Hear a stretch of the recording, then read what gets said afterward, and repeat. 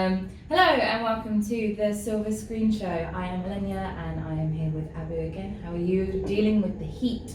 It's 37 degrees, and for London, that's like Sahara. Is it 37? It's gonna be 36. 36? Yeah. Oh. So it's nice and air conditioning here, so I can stay here all day, to be honest. Yeah, there was a guy on the tube in a jumper. I think he's a psycho.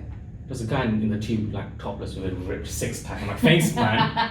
Thanks for making me feel insecure. Definitely stay in this room for the whole day. Okay, we're going to kick it off with our review of Men in Black International. It's directed by F. Gary Gray, starring Chris Hemsworth, Tessa Thompson, Liam Neeson, Rebecca Ferguson, Rafe Spall, and Emma Thompson. Kumail Nanjiani. My Asian brother. Your Asian brother. Funny dude. So I'll give him some creds. Some credit for him. Okay, so let's kick it off with our positives. What did you think? Positives, I got 2. Out of how many? I got everything that has the guns and Men in Black stuff is good. Yeah. All the fighting, all the alien stuff, that's fun. Mm-hmm. I love them when they go, they're riding the car and they're pulling out all the guns from like the wheels. Yeah. And there's like the big red button. Yeah, and exactly. stuff. All that stuff is amazing. And I think Tessa Thompson and Hemsworth work, but it's not as strong as for Ragnarok. No. And also I think Hemsworth's kind of a different character. He's more of like an arrogant jock. Which I don't think he can really do that well. I think he's more of the innocent. Yeah, he's a good guy. Exactly. It's like in Ghostbusters is the same in 4. That's pretty much what he is. He's like a good-natured, confident guy. He's not like cocky and arrogant. Like he is in real life. Everyone says like how annoyingly nice he is in real life. The fact that he's so talented at everything, but he's very kind of modest about all of that, and it doesn't really pull off the arrogance very well. Yeah. And I think their relationship only really kicks off once the side comic relief character comes in. Oh, Pawnee, I love. So once he comes in, he really kicks off. He was a bit of a catalyst, wasn't he? He really was, because all the jokes go through him. All his one-liners really hit the spot. But that's about it. I suppose you want to open what this film's about. I suppose if you want to. Yeah, so we start with Tessa Thompson as Molly, as a little girl, and she sees an alien. She sees her parents getting neuralized. She gets woke and realizes she is woke, and she like spends the rest of her life just messing up her life, really, just telling everyone that there are aliens. Well, apparently she's like super smart, but then she ends up in a telecom center. Like, how does that work? Because everyone thinks that she's back crack crazy. Well, if you can talk crazy in the CIA, they'll still take you. They feel like nailing every test, man. It's a bit weird for them to say, you know what, we don't want you anywhere. No, because you're like a weird UFO freak. Yeah, so you see that, and then you see her years later when she's trying to get into the CIA, FBI, trying to find the Men in Black, basically, and then eventually she does. And then she kind of worms her way into the Men in Black, and then there's a plot. There's a plot. Things. She's like, go to London. There's a plot over there. I know so she goes to London. It was. I came out after it and I was like, why did they even bother starting in New York? But It's like when they take the train across, but they disguise the train. You don't have to disguise it. It's underground. Yeah, exactly. You're not hiding among humans. It's like it's not like you're going past the subway like, hey, people in the cramped in the subway trains like. Like they go to subway, it's like a normal New York subway, then they transfer to some super ultra speed. But there are aliens walking in and out. So I'm like, why don't you go in that in the first place? There's no need to disguise it. You're not going through. Like you're not trying to smuggle it. They're flexing. They're flexing. Leave them alone. Our coping technology is so advanced, but we don't need it. Yeah, so they think that there's a mole in the Men in Black, and you know what? It's pretty obvious who it is. I knew from the poster who it was. My brother knew who it was. It's so obvious who it is. I didn't know anything about the story before I watched it. So the story focuses on them basically trying to discover more plot and Men in Black shenanigans ensue. But overall, it's kind of average. Isn't it? Let's go through your negatives because I know you got a fair few. I don't know. There's nothing in particular. Oh, we've got to talk about Rebecca Ferguson. That weird ass Cleopatra looking. I don't know. I didn't even know who it was. I think so. They hype this character like she's like the most exotic, most dangerous, most ferocious. She's just Rebecca Ferguson in a cheap wig. I mean, that's the best. A third arm. That's the best you could really do. You got all this. You could done anything with her. Yeah. Like you could make like there's an alien in the beginning which Chris Hemsworth fornicates with for some reason. even that would have been a far better, interesting villain than what they chose. Whatever they turned Rizzo into. Yeah, he's just. And like she is hyped up so much. Exactly. Everyone's like, Who is oh shit. Yeah. Oh my god, you can't. And me, it's just one lady and her die. bodyguard. I'm like, wait, that's all she has, one bodyguard.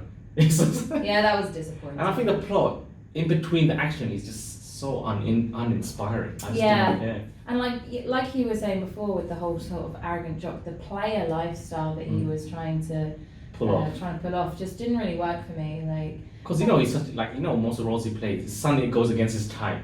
It's not even like a gradual, like he starts. I know that people don't like to be typecast or anything, but and like you know that Chris Hemsworth has good comedic chops. But you don't have to like shove it in our faces and be like, oh look, I'm so funny and ha ha ha. I think they're trying to tell jokes. It just didn't work this time. I think it would have worked better if someone like Channing Tatum was in that role. If you wanted to play the confident jock. Yes. But with Hemsworth, he just felt a bit off. Yeah. And I think because of the fact, you got to think about what they've done previously and that image people have in their minds.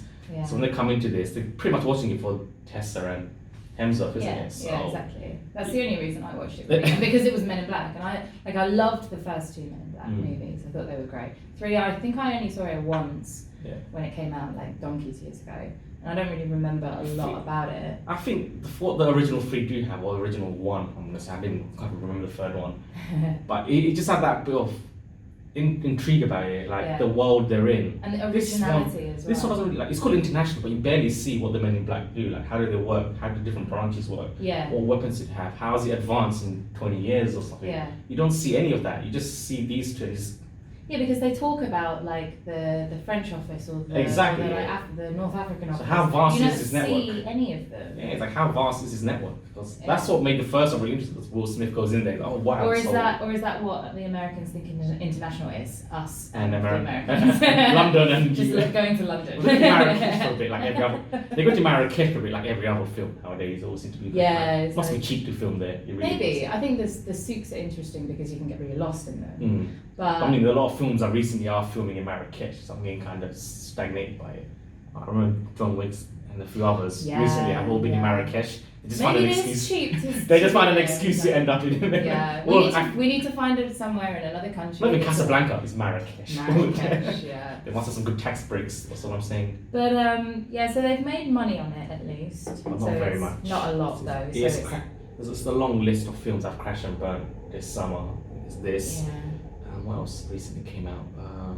Charles Plays apparently crashed and burned. Yeah, my friend was telling me about it yesterday, and he was like, it just doesn't make it as a Chucky movie. It looks like it's Charlie's Angels coming out. Oh my god, I saw the trailer. That looks uninspiring as well. I'm like, can you just awful. please just make some new stuff? Can Kristen Stewart just stop making movies? It's not action movie. She's good in dramatic roles. She's got recognized by one of these French awards ceremonies, so like one of the best actors.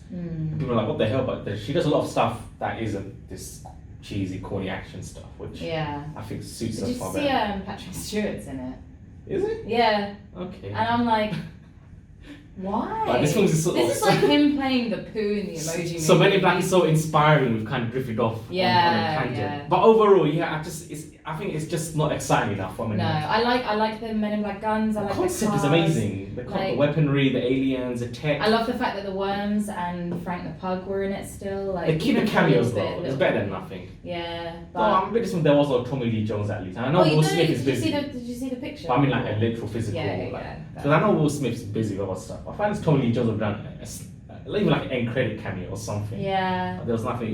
There just seems to be no interest in this franchise, and I'm like, yeah. Luckily they don't bait a sequel. They kind of know, let's leave it as it is. Because it's probably not that great. if it works, we can go ahead. Yeah. If not, but I don't know what the budget is. Usually Mo has all the financial details. Well, it was 94 to 110 million, and they've made just under 190 million.